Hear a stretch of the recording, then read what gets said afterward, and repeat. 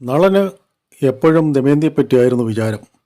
അവൾ ഘോരവനത്തിൽ വെച്ച് മരിച്ചോ അതോ രക്ഷപ്പെട്ട് എവിടെയെങ്കിലും ജീവിച്ചിരിക്കുന്നുണ്ടോ എന്നൊക്കെ ചിന്തിച്ച് ഏകാന്തതയിലിരുന്ന് അവൻ നെടുവീർപ്പിടുകയായിരുന്നു. ദമയന്തിയെ കണ്ടെത്തുമെന്ന് കാർക്കോടകൻ പറഞ്ഞതോർത്തു അപ്പോഴൊക്കെ അവൻ സമാശ്വസിച്ചു.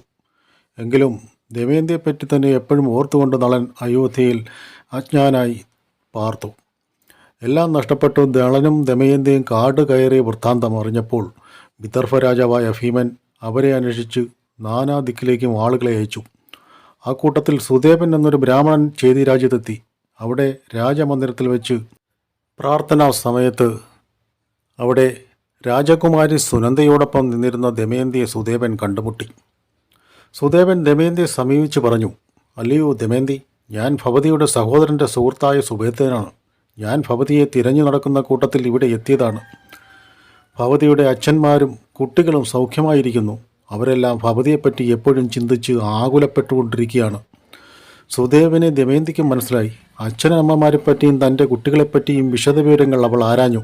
അവൾ പൊട്ടിക്കരഞ്ഞുകൊണ്ട് അവൾ കരയുന്നത് കണ്ട് സുനന്ദി കണ്ണീർ വാർത്തു.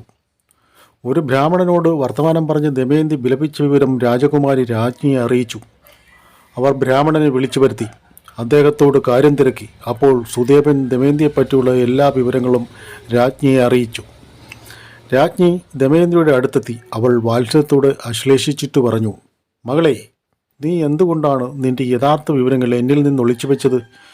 ഞാൻ നിൻ്റെ അമ്മയുടെ അനുജത്തിയാണ്.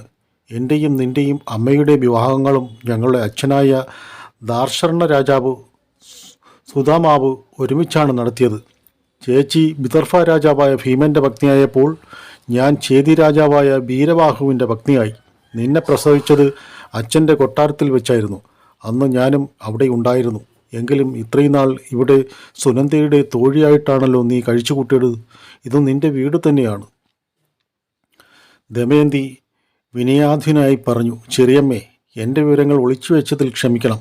എന്നെ നിങ്ങളാരും മനസ്സിലാക്കിയില്ലെങ്കിലും എന്നോട് എത്രമാത്രം സ്നേഹത്തോടാണ് പെരുമാറിയത്. ഇവിടുത്തെ വാസം എനിക്കേറ്റവും സുഖകരമായിരുന്നു. ഞാൻ വീട് വിട്ട് വളരെ നാളുകളായല്ലോ. ഇനിയും എന്നെ വിദർഭയിലേക്ക് പോകാൻ അനുവദിക്കുക. ദമയന്തിയെ സൈന്യങ്ങളുടെ അകമ്പടിയോട് പല്ലക്കിൽ കയറ്റി വിദർഭയിലേക്ക് അയച്ചു.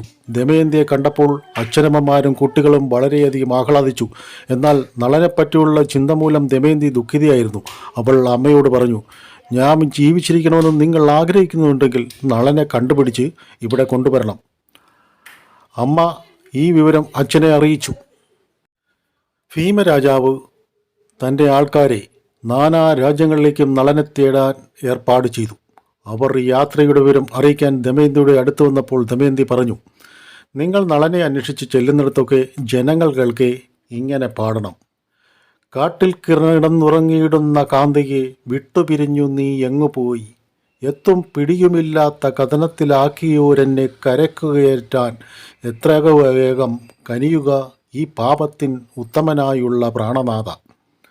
ഇത് കേൾക്കുന്നവർക്ക് ആർക്കെങ്കിലും എന്തെങ്കിലും ഭാവവ്യത്യാസം ഉണ്ടാതെ കണ്ടായാൽ അയാളുടെ വിവരങ്ങൾ മനസ്സിലാക്കി എന്നെ അറിയിക്കണം. ഞാൻ പറഞ്ഞതനുസരിച്ച് ഇപ്രകാരം പാടിയതെന്ന് ആരും അറിയുകയും ചെയ്യരുത്.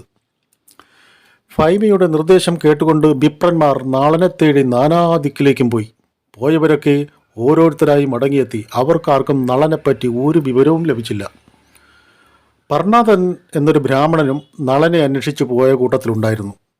അവിടെ ഋതുപർണൻ്റെ സദസ്സിൽ പ്രവേശനം ലഭിച്ച അയാൾ അവിടെ വെച്ച് ഈ പാട്ട് പാടി. ആരിലും ഒരു പ്രതികരണവും കണ്ടില്ല.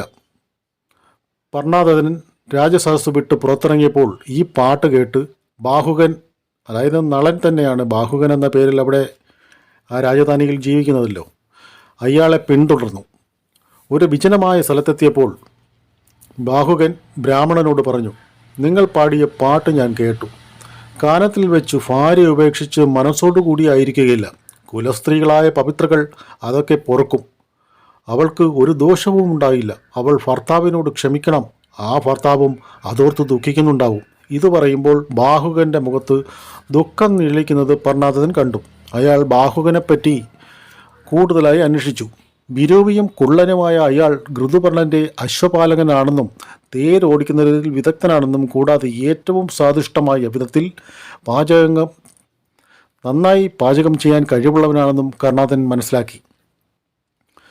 പർണാതൻ വിദർഭയിൽ മടങ്ങിയെത്തി ദമയന്തിയോട് വിവരങ്ങളെല്ലാം അറിയിച്ചിട്ട് പറഞ്ഞു, അയാൾ ഭയങ്കര വിരൂപിയാണ്. എനിക്ക് അയാളുടെ മുഖത്ത് നോക്കിയപ്പോൾ വെറുപ്പാണ് തോന്നിയത്. പക്ഷേ അയാൾ പറഞ്ഞതെല്ലാം കേട്ടപ്പോൾ അയാൾക്ക് നളനെപ്പറ്റി എന്തോ അറിയാമെന്ന് എനിക്ക് തോന്നി. ദമയന്തി ചിന്തയിലാണ്ടു. നളൻ അശ്വതത്വജ്ഞനാണ്.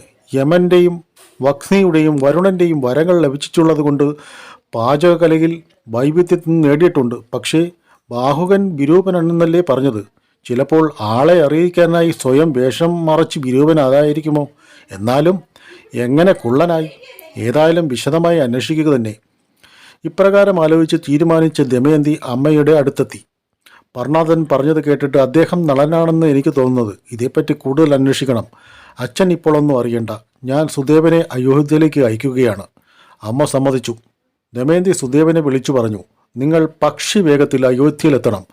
ഋതുപർണനെ കണ്ട് നാളെ ദമയന്തിയുടെ 2ാം സ്വയംവരമാണെന്നും ഋതുപർണൻ നിശ്ചയമായും അതിൽ സംബന്ധിക്കണമെന്നും അദ്ദേഹത്തെ അറിയിക്കണം. സുദേവൻ അയോധ്യയിലെത്തി. ഋതുപർണനെ കണ്ടു പറഞ്ഞു, ദമയന്തിക്ക് പുനർസ്വയംവരം നിശ്ചയിച്ച് വേണ്ടതെല്ലാം ചെയ്തുകൊണ്ടിരിക്കുന്നു. നിശ്ചയിച്ചിരിക്കുന്ന മുഹൂർത്തം നാളെയാണ്. ഭവാനും അതിൽ പങ്കുകൊള്ളുന്നത് നല്ലതാണ്. സ്വയംവരത്തിന് പോകാൻ രാജാവ് തീരുമാനിച്ചു. അദ്ദേഹം ബാഹുകനെ വിളിച്ചു പറഞ്ഞു, ബാഹുക, നീ അശ്വദക്ഷനാണല്ലോ. ഒറ്റ ദിവസം കൊണ്ട് എനിക്ക് വിദർഭയിലെത്തണം. നാളെ ദമയന്തിയുടെ സ്വയംവരമാണ്. അതിൽ പങ്കുകൊള്ളണം. ഇത് കേട്ടപ്പോൾ നളൻ്റെ ഹൃദയം തകർന്നു തരിപ്പണമായി. സ്വന്തം ഭാര്യയുടെ കല്യാണമെന്നാണ് പറയുന്നത്. എന്ത്, ദമയന്തിയുടെ സ്വയംവരമോ? അവൾ വീണ്ടും വിവാഹിതയാകുന്നു. താൻ അവളോട് ചെയ്ത മഹാപരാധം തന്നെ. എങ്കിലും ഭൈമി മറ്റൊരുവനെ വിവാഹം കഴിക്കുന്ന കാര്യം ക്രൂരമാണ്. സ്ത്രീകളുടെ സ്വഭാവം ചഞ്ചലം തന്നെ. വേർപാട് മൂലം അവൾക്ക് എന്നോടുള്ള സൗഹൃദം നഷ്ടപ്പെട്ടു പോയിരിക്കുന്നു. അവൾ ഒരിക്കലും എന്നെ വിസ്മരിക്കുകയില്ല. ഞാൻ ഇത് വിശ്വസിക്കുന്നില്ല. ഏതായാലും അവിടെ എത്തിയാൽ ഇതിൻ്റെ സത്യാവസ്ഥ അറിയാമല്ലോ. ഇപ്രകാരം ചിന്തിച്ചുകൊണ്ട് ഋതുപർണൻ്റെ ആഗ്രഹം പോലെ ഒറ്റ ദിവസം കൊണ്ട് തന്നെ വിദർഭയിലെത്താമെന്ന് അറിയിച്ചു. നളൻ അശ്വാലയത്തിൽ നിന്ന് 4 കുതിരകളെ തിരഞ്ഞെടുത്ത് രഥത്തിൽ പൂട്ടി രാജാവിനെയും കൊണ്ട് യാത്ര തിരിച്ചു. രഥം പുഴകളും മലകളും കാടുകളും മേടുകളും പൊയ്കകളും താണ്ടി പക്ഷിവേഗത്തിൽ വിദർഭയിലേക്ക് കുതിച്ചു. തേരിൻ്റെ വേഗം രാജാവിനെ അമ്പരപ്പിച്ചു. ശീഘ്ര രീതിയിൽ മാത്രം എപ്പോഴും തേരിൽ സഞ്ചരിച്ചു കൊണ്ടിരിക്കുന്ന രാജാവിനെ പോലും ഇതൊരു പുതിയ അനുഭവമായിരുന്നു. ഒരിക്കലും ഇത്രയും വേഗത്തിൽ അദ്ദേഹം തേരിൽ സഞ്ചരിച്ചിട്ടുണ്ടായിരുന്നില്ല. ഇതിനിടയിൽ രാജാവിൻ്റെ ഉത്തരീയം കാറ്റിൽ പറന്ന് താഴെ വീണു. അതെടുത്താൽ കൊള്ളാമെന്ന് രാജാവ് പറഞ്ഞപ്പോൾ അത് വീണെടുത്തു നിന്നും നിമിഷങ്ങൾക്കുള്ളിൽ അനവധി യോജന ദൂരം രഥം സഞ്ചരിച്ചു കഴിഞ്ഞുവെന്നും അതുകൊണ്ട് ഉത്തരീയം എടുക്കുന്ന കാര്യം പ്രയാസമാണെന്നും നളൻ രാജാവിനെ അറിയിച്ചു. അവരുടെ യാത്രാമധ്യേ ഫലപൂർണമായ ഒരു താന്നിമരം നിൽക്കുന്നുണ്ടായിരുന്നു. ഇത് കണ്ട ഉടനെ രാജാവ് പറഞ്ഞു, ഈ താന്നിമരത്തിൽ 5 കോടി ഇലയും 2995 കായ്കളുമുണ്ട്. ചുവട്ടിൽ വീണു കിടക്കുന്ന കായ്കൾ അതിലുള്ളതിനേക്കാൾ 100 എണ്ണം കൂടുതലും.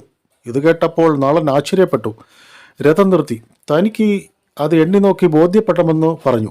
നളൻ പോയി കായ്കൾ എണ്ണി നോക്കിയപ്പോൾ രാജാവ് പറഞ്ഞ എണ്ണം കൃത്യം. നളൻ തിരിച്ചു വന്ന് രാജാവിനോട് പറഞ്ഞു, അങ്ങ് പറഞ്ഞത് ശരിയാണ്. അതിൻ്റെ ചുവട്ടിൽ 2195 കായ്കൾ കിടപ്പുണ്ട്. അപ്പോൾ അതിൽ നിൽക്കുന്ന കായ്കളുടെ എണ്ണവും ഇലകളുടെ എണ്ണവും അങ്ങ് പറഞ്ഞതും ശരിയാകണം. അങ്ങയുടെ ഗണന സാമർഥ്യം അത്ഭുതം തന്നെ. ഭവാൻ ഈ വിദ്യ എനിക്ക് ഉപദേശിച്ചു തരണമെന്ന് ഞാൻ അഭ്യർത്ഥിക്കുന്നു. രാജാവ് പറഞ്ഞു, എനിക്ക് ഗുണവിദ്യ മാത്രമല്ല അക്ഷഹൃദയ വിദ്യയും നന്നായി അറിയാം. എങ്കിൽ അശ്വഹൃദയ മന്ത്രം ഞാൻ അങ്ങയ്ക്ക് ഉപദേശിക്കാം. പകരമായി അക്ഷയഹൃദയ വിദ്യ അങ്ങ് എനിക്ക് ഉപദേശിച്ചു തരണം. അശ്വഹൃദയ മന്ത്രം രാജാവ് നളന് പറഞ്ഞു കൊടുക്കുമ്പോൾ തിരിച്ച് നളൻ അക്ഷയഹൃദയ വിദ്യ പറഞ്ഞു കൊടുക്കണം. ഇതായിരുന്നു കണ്ടീഷൻ. രാജാവ് ഉടൻ തന്നെ അക്ഷയഹൃദയ വിദ്യ നളന് ഉപദേശിച്ചു കൊടുത്തു. അശ്വഹൃദയ വിദ്യ പിന്നീട് സൗകര്യം പോലെ നളനിൽ നിന്ന് സ്വീകരിച്ചു കൊള്ളാമെന്നും പറഞ്ഞു. നളൻ അക്ഷഹൃദയം ഗ്രഹിച്ച ഉടനെ അവനെ ബാധിച്ചിരുന്ന കലി കാർക്കോടക വിഷം ഛർദ്ദിച്ചു പുറത്തേക്ക് ചാടി. കലിയെ കണ്ട് ക്രുദ്ധനായി ശപിക്കാൻ ഭാവിച്ച നളനോട് കലി അപേക്ഷിച്ചു, എന്നോട് പൊറുക്കണമേ, ക്ഷമാശീലന അങ്ങ് കോപം അടക്കണമേ. കാർക്കോടകൻ കടിച്ച അന്നു മുതൽ ഞാൻ വിഷബാധവേറ്റ് എരിപൊരി കൊള്ളുകയായിരുന്നു. ഞാനിത് അങ്ങയെ ശരണം പ്രാപിക്കുന്നു. എന്നെ ശപിക്കരുതേ. വെറുതെ വിട്ടാൽ ഭവാന്റെ കീർത്തനം ചൊല്ലുന്ന മനുഷ്യർക്ക് കലിബാധ ഉണ്ടാവില്ലെന്ന് ഞാൻ സത്യം ചെയ്യുന്നു. നളൻ കലിയെ വെറുതെ വിട്ടു. കലി അടുത്തുണ്ടായിരുന്ന താന്നിമരത്തിൽ കയറി. കലി സ്പർശിച്ചതുകൊണ്ട് അന്നു മുതൽ താന്നിമരം അപ്രശസ്തമായി തീർന്നു. കലി ഒഴിഞ്ഞുപോയെങ്കിലും നളൻ്റെ ബാഹ്യമായിട്ടുള്ള വികൃത രൂപം അതേപടി നിലനിൽക്കുന്നു. നളനും കലിയും തമ്മിലുള്ള സംഭാഷണമൊന്നും ഋതുപർണൻ കേൾക്കുന്നുണ്ടായിരുന്നില്ല. ഋതുപർണനും നളനും യാത്ര തുടർന്നു. അവർ വിദർഭയിലെത്തി രാജധാനിയിൽ പ്രവേശിച്ചു. നളൻ തേര് നിർത്തി. രാജാവ് തേരിൽ നിന്നിറങ്ങി ചുറ്റും നോക്കി. സ്വയംവരത്തിൻ്റെ യാതൊരു ലക്ഷണവും അവിടെ കണ്ടില്ല. ഇതിലെന്തോ മറിമായമുണ്ടെന്ന് കരുതി രാജാവ് സംഭ്രമിച്ചു. ഋതുപർണൻ വന്ന വിവരം അറിഞ്ഞുടൻ ഭീമരാജാവ് പോയി അദ്ദേഹത്തെ യഥോചിതം സ്വീകരിച്ചു. ആഗമനത്തിൻ്റെ കാരണം തിരക്കി. സ്വയംവരത്തിൻ്റെ കാര്യം ഒന്നും പറയാതെ ഭവാനെ വന്ദിക്കാൻ വേണ്ടി മാത്രം എന്ന് പറഞ്ഞു ഋതുപർണൻ തടി തപ്പി. രാജാവ് പറഞ്ഞതിനേക്കാൾ കൂടുതലായി എന്തോ കാര്യമുണ്ടെന്ന് ഭീമരാജാവ് ഊഹിച്ചെങ്കിലും അതൊക്കെ പിന്നീട് അറിയിക്കാമെന്ന് കരുതി ഋതുപർണനെ മറ്റൊരു രാജമന്ദിരത്തിലാക്കി വിശ്രമിക്കുന്നതിന് ഏർപ്പാട് ചെയ്തു. ഓരോ നിമിഷവും ഋതുപർണന്റെ വരവ് പ്രതീക്ഷിച്ചു കൊണ്ടിരുന്ന ദമയന്തി രാജാവ് എത്തിയെന്നറിഞ്ഞപ്പോൾ അത്യന്തികമായി സന്തോഷിച്ചു. ഇത്ര ചുരുങ്ങിയ സമയം കൊണ്ട് അയോധ്യയിൽ നിന്ന് ഇവിടെ എത്തണമെങ്കിൽ അശ്വധയമന്ത്രം അറിയാവുന്ന ആരെങ്കിലും ആയിരിക്കണം തേർ തെളിച്ചിരുന്നതെന്നും അത് നളനായിരിക്കാൻ ഇടയുണ്ടെന്നും അവൾ അനുമാനിച്ചു. ദമയന്തി ഒരു ദാസിയെ വിളിച്ചു പറഞ്ഞു, നീ ഋതുപർണ രാജാവ് താമസിക്കുന്ന മന്ദിരത്തിൽ പോയി അദ്ദേഹത്തിൻ്റെ തേർ തെളിച്ച സാരഥിയെ കണ്ട് പർണാധനൻ പാടിയ പാട്ട് അദ്ദേഹത്തെ കേൾപ്പിക്കണം. അദ്ദേഹം അപ്പോൾ എങ്ങനെ പെരുമാറുന്നുവെന്നും എന്തു മറുപടി പറയുമെന്നും അറിഞ്ഞു വരിക. എല്ലാം ശ്രദ്ധയോട് ചെയ്യണം. ദാസി ബാഹുകൻ്റെ അടുത്ത് പോയി കുശലപ്രശ്നങ്ങൾക്ക് ശേഷം പർണാധനൻ പണ്ടു പാടിയ പാട്ടുപാടി കേൾപ്പിച്ചു. ഇത് കേട്ടപ്പോൾ നളൻ്റെ ഹൃദയം പിടച്ചു. കണ്ണുകൾ നിറഞ്ഞു. ധാരധാരയായി കണ്ണുനീരൊഴുകി. ഗൽഗതത്തോട് അവൻ പറഞ്ഞു, എത്ര വലിയ വിഷമസ്ഥിതിയിൽപ്പെട്ടാലും കുലസ്ത്രീകൾ ഭർത്താക്കന്മാരോട് കോപിക്കുകയില്ല. ഭാര്യയെ ഉപേക്ഷിച്ചതിൻ്റെ ആദിയിൽ കഴിച്ചുകൂട്ടുന്ന ഒരു ഭർത്താവിനോട് ഭാര്യ ഒരിക്കലും പരിഭവിക്കരുത്. നളൻ വീണ്ടും ഒന്നും പറയാൻ കഴിഞ്ഞില്ല. അവൻ്റെ ഖണ്ഡമിടറി ദീർഘമായി നെടുവീർപ്പിട്ടുകൊണ്ട് നിലത്തിരുന്നു. തോഴി ദമയന്തിയുടെ അടുത്തെത്തി നടന്ന വിവരങ്ങളൊക്കെ ധരിപ്പിച്ചു. അപ്പോൾ ബാഹുകൻ നളൻ തന്നെയാണെന്ന് ദമയന്തിക്ക് തോന്നിയെങ്കിലും വിരൂപനായ ബാഹുകൻ്റെ ആകൃതി നളൻ്റെ കോമള കുബേരത്തോട് വിദൂരമായിട്ടാണെങ്കിൽ പോലും യോജിക്കാത്തതുകൊണ്ട് അവളുടെ മനസ്സ് പതറി. അവൾ വീണ്ടും തോഴിയെ ബാഹുകൻ്റെ അടുത്തേക്ക് അയക്കാൻ തീരുമാനിച്ചു. അവൾ തോഴിയോട് പറഞ്ഞു, നീ അദ്ദേഹത്തോടൊന്നും ചോദിക്കേണ്ട. അടുത്തു നിന്ന് അദ്ദേഹത്തിൻ്റെ പ്രവൃത്തികൾ ശ്രദ്ധിച്ചാൽ മതി. അദ്ദേഹം ആവശ്യപ്പെട്ടാലും തീയോ വെള്ളമോ കൊടുക്കരുത്. അദ്ദേഹം തീയും വെള്ളവും എങ്ങനെയാണ് ഉണ്ടാക്കുന്നതെന്ന് മനസ്സിലാക്കണം. ദാസി വീണ്ടും ബാഹുകനെ സമീപിച്ചു. അവൾ ബാഹുകൻ്റെ നടപടികളെല്ലാം സസൂക്ഷ്മം വീക്ഷിച്ചിട്ട് ദമയന്തിയുടെ അടുത്തെത്തി പറഞ്ഞു, എൻ്റെ കൊച്ചമ്മേ, അദ്ദേഹം അമാനുഷികമായ ശക്തിവിശേഷങ്ങളുള്ള ആളാണ്. ഋതുപർണ രാജാവിൻ്റെ ഭോജനത്തിനായി വിശേഷപ്പെട്ട മൃഗങ്ങളുടെ മാംസം കൊടുത്തയച്ചിരുന്നല്ലോ. അവിടെയുണ്ടായിരുന്ന കുടങ്ങളിലൊന്നും ഒരു തുള്ളി വെള്ളം പോലും ഉണ്ടായിരുന്നില്ല. ആ സാരഥി അതിലേക്ക് നോക്കി എന്തോ പറഞ്ഞപ്പോൾ ഒരു കുടം വെള്ളം കൊണ്ട് നിറഞ്ഞു. വെള്ളമെടുത്ത് പദാർത്ഥങ്ങളെല്ലാം കഴുകി വെച്ചു. അതിനുശേഷം ഒരു പിടി ഉണക്കപ്പുല്ലെടുത്ത് കൈകൾ പിടിച്ച് ധ്യാനിച്ചു. ഉടനെ അതിന് തീ പിടിച്ചു. തീയുടെ സ്പർശം ഏറ്റിട്ടിട്ടും അദ്ദേഹത്തിൻ്റെ കൈ പൊള്ളിയില്ല. പിന്നെ മറ്റൊരാശ്ചര്യം ഞാൻ കണ്ടു. കുറച്ച് പുഷ്പങ്ങൾ കയ്യിലെടുത്ത് തിരുമി. പുഷ്പങ്ങൾ കൂടുതലും വികസിച്ചു. ഓ, എന്തൊരത്ഭുതമായിരുന്നു അദ്ദേഹത്തിൻ്റെ പ്രവൃത്തികൾ! അതിൻ്റെ മണം അവിടെയെല്ലാം വ്യാപിച്ചു. നിശ്ചയമായും അദ്ദേഹം ഒരു തേരാളിയല്ല, ദേവന്മാരെ പോലെയുള്ളൊരു ആരോ ആണ്. ദമയന്തി ഇത് കേട്ടപ്പോൾ കൂടുതൽ കുഴങ്ങി. പ്രവൃത്തിയെല്ലാം നളൻ്റെ പോലെ, എന്നാൽ ആകൃതിയിൽ യാതൊരു സാമ്യമില്ല. ഇതെന്തൊരു പരീക്ഷണമാണ്! ഒരു പരീക്ഷണം കൂടി നടത്താൻ ദമയന്തി തീരുമാനിച്ചു. ബാഹുകൻ തയ്യാറാക്കിയ മാംസക്കറിയിൽ നിന്നും കുറച്ച് തനിക്കാണെന്ന് പറഞ്ഞ് വാങ്ങിക്കൊണ്ടുവരാനായി തോഴിയെ നിയോഗിച്ചു. അവൾ അത് വാങ്ങിക്കൊണ്ടുവന്നു. ദമയന്തി രുചിച്ചു നോക്കി. ഹായ്, എന്തൊരു സാധു! നളപാചകം തന്നെ. നളനെ കൊണ്ടല്ലാതെ ഇപ്രകാരം പാചകം ചെയ്യാൻ സാധ്യമല്ലെന്ന നിഗമനത്തിൽ ദമയന്തി എത്തി. ദമയന്തി തൻ്റെ 2 കുട്ടികളെയും ദാസിയോടൊപ്പം ബാഹുകൻ്റെ അടുത്തേക്ക് അയച്ചു. കുട്ടികളെ കണ്ടയുടൻ തന്നെ ബാഹുകൻ അവരുടെ അടുത്ത് തൻ്റെ മടിയിലിരുത്തി തെരുതിരെ ചുംബിക്കുകയും എന്തൊക്കെയോ ഓർത്തോർത്ത് കരയുകയും ചെയ്തു. അവൻ പറഞ്ഞു, എനിക്ക് ഇതേ പ്രായത്തിൽ ഇതുപോലുള്ള 2 കുട്ടികളുണ്ട്. അതോർത്തിട്ട് ഞാൻ കരഞ്ഞു പോയതാണ്. നീ കൊട്ടാരത്തിലെ ഒരു ദാസിയല്ലേ? ഇങ്ങനെയും അടിക്കടി ഇവിടെ വരരുത്. ആളുകൾ പലതും ചിന്തിക്കുകയും പറയുകയും ചെയ്യും. നീ കുട്ടികളെയും കൊണ്ട് മടങ്ങിപ്പോകുക. തോഴി കുട്ടികളുമായി ദമയന്തിയുടെ അടുത്തെത്തി നടന്നതെല്ലാം അറിയിച്ചു. നളനുമായി രൂപസാദൃശ്യം ഇല്ലെങ്കിലും ബാഹുകൻ നളൻ തന്നെയാണെന്ന് തീരുമാനത്തിൽ ദമയന്തി എത്തി. അവൾ അമ്മയെ കണ്ട് ബാഹുവിനെ പരീക്ഷിച്ച വിവരങ്ങളെല്ലാം അമ്മയെ അറിയിച്ചു. അവൾ പറഞ്ഞു, അമ്മേ, അദ്ദേഹം നളൻ തന്നെയാണ്. അദ്ദേഹത്തിൻ്റെ എല്ലാ പ്രവൃത്തികളും നളൻ്റേത് പോലെ തന്നെയാണ്. രൂപം വ്യത്യാസപ്പെട്ടിരിക്കുന്നതിന് എന്തെങ്കിലും കാരണങ്ങൾ കാണും. അതുകൊണ്ടായിരിക്കണം അദ്ദേഹം നമ്മുടെ മുന്നിൽ പ്രത്യക്ഷപ്പെടാത്തത്. ആകയാൽ ഒന്നുകിൽ അദ്ദേഹത്തെ പോയി കാണുന്നതിന് എന്നെ അനുവദിക്കണം, അല്ലെങ്കിൽ അദ്ദേഹത്തെ ഇവിടേക്ക് വരുത്തണം. ഭീമരാജന്റെ അനുവാദം വാങ്ങി ബാഹുകനെ ദമയന്തിയുടെ അന്തഃപുരത്തിലേക്ക് വരുത്തി. അലസമായി വസ്ത്രം ധരിച്ച് ജട പിടിച്ച് കേശത്തോട് ക്ഷീണിതഗാത്രനായി ദുഃഖപരവശനായി നിൽക്കുന്ന ദമയന്തിയെ കണ്ട് നളൻ കണ്ടത്. അവൻ കുറ്റബോധത്തോടെ അവളെ നോക്കാൻ പോലും ധൈര്യമില്ലാതെ അവളുടെ മുന്നിൽ തലകുനിച്ചിരുന്നു. അയാളുടെ കണ്ണുകളിൽ നിന്ന് അരുവി പൊട്ടിയൊഴുകുന്നത് പോലെ അശ്രു പ്രവഹിച്ചു.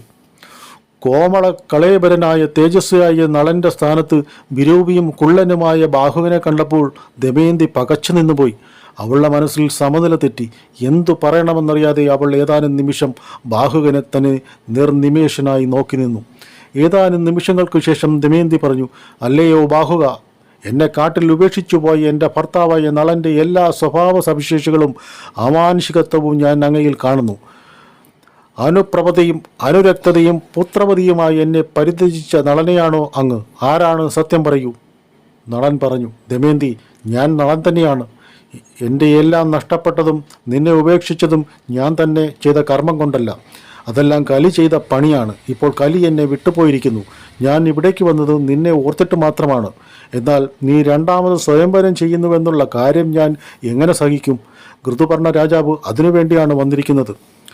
തൻ്റെ മുന്നിൽ വികൃതരൂപയായി നിൽക്കുന്ന ബാഹുകൻ യഥാർത്ഥ നളനെന്ന് തിരിച്ചറിഞ്ഞപ്പോൾ ദമയന്തി അവൾക്കിതുവരെ ഏർപ്പെട്ട എല്ലാ ദുഃഖങ്ങളും വിസ്മരിച്ചു. അവൾ ഹർഷോന്മാദത്തിൽ പുളകിത ഗാത്രിയായി. അവൾ പറഞ്ഞു, പ്രാണനാഥ, രണ്ടാം സ്വയംവരമാണെന്ന വാർത്ത ഭവാനെ ഇവിടെ വരുത്തുവാൻ വേണ്ടി ഞാൻ പ്രയോഗിച്ച സൂത്രം മാത്രമാണ്. ഭവാനല്ലാതെ ഒരു പകൽ കൊണ്ട് 100 യോജന അശ്വങ്ങളെ പായിക്കുവാൻ ആർക്ക് കഴിയും? നളൻ തൻ്റെ പ്രാണയസിയെ ഉറ്റുനോക്കി. തന്നെ നിർനിമേഷയായി നോക്കി നിൽക്കുന്ന ദമയന്തിയുടെ കണ്ണുകളിൽ നളൻ്റെ കണ്ണുകൾ ഇടഞ്ഞു. രണ്ടുപേരുടെയും മുഖം ചന്ദ്രസമാനം പ്രശോഭിച്ചു. നളൻ ഉടൻ തന്നെ കാർക്കോടനെ സ്മരിച്ചുകൊണ്ട് ദിവ്യവസ്ത്രം ധരിച്ചു. ബാഹുകൻ്റെ വൈരൂപ്യമില്ലതായി യഥാർത്ഥ നളൻ്റെ രൂപം പ്രത്യക്ഷപ്പെട്ടു. അവൻ തൻ്റെ പത്നിയെ മാറോടണച്ചു ആശ്ലേഷിച്ചു. ഇരുവരും ആനന്ദസാഗരത്തിൽ ആറാടി. ഇത് കണ്ടുനിന്ന രാജ്ഞിയുടെയും മറ്റുള്ളവരുടെയും കൺകളിൽ സന്തോഷബാഷ്പം നിറഞ്ഞു. രാജ്ഞി ഉടൻ തന്നെ വിവരങ്ങളെല്ലാം ഭീമരാജാവിനെ അറിയിച്ചു. 4 വർഷമായി വിട്ടുപിരിഞ്ഞിരുന്ന നളനും ദമയന്തിയും അവർക്കുണ്ടായ അനുഭവങ്ങളെല്ലാം പരസ്പരം പറഞ്ഞു. രാത്രി കഴിച്ചുകൂട്ടി. അടുത്ത ദിവസം രാവിലെ ഇരുവരും ഭീമരാജാവിൻ്റെ മുന്നിലെത്തി. അദ്ദേഹത്തെ നമസ്കരിച്ചു. അദ്ദേഹം അവരെ സമാശ്വസിപ്പിച്ചു. നളൻ ഋതുപർണൻ്റെ അരികിലെത്തി. അശ്വപാലകനായി തന്നോടൊപ്പം ഇത്രയും കാലം കഴിച്ചുകൂട്ടിയ ബാഹുകനാണ് തൻ്റെ മുന്നിൽ നിൽക്കുന്നതെന്ന് രാജാവിന് വിശ്വസിക്കാൻ കഴിഞ്ഞില്ല. തൻ്റെ യഥാർത്ഥ വിവരം അറിയിക്കാൻ വേഷപ്രച്ഛനായി കഴിച്ചുകൂട്ടാൻ ഇടയായ നളൻ ഋതുപർണനോട് മാപ്പ് ചോദിച്ചു. ഋതുപർണൻ പറഞ്ഞു, ഞാനാണ് അങ്ങയോട് മാപ്പ് ചോദിക്കേണ്ടത്. നള മഹാരാജാവിനെ എൻ്റെ കുതിരക്കാരനും തേരാളിയും ജോലി ചെയ്യിപ്പിച്ചത് കടും കൈയായി. അങ്ങയോട് ഞാൻ ബഹുമാനമില്ലാതെ പെരുമാറിക്കാണും.